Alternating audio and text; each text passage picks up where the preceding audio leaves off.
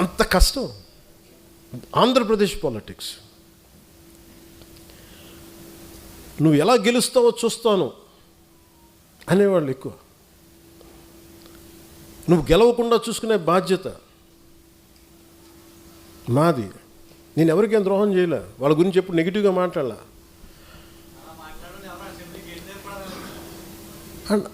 And నాకు ఆశ్చర్యంగా ఉంటుంది, నేను వాళ్ళకి ఏదైనా ద్రోహం చేసి ఒక మాట అని ఉంటే అనుకోవచ్చు. ఉత్తి పుణ్యానికి నా మీద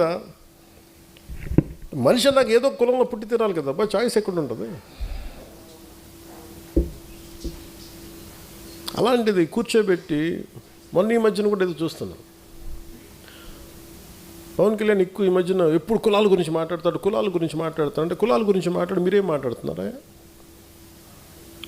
కులం అనేది ఒక సామాజిక సత్యం, ఇట్స్ డామ్ సోషల్ ఫ్యాక్ట్, అది సత్యం. అందుకే దాన్ని ఏం చేయలేదు దానికి.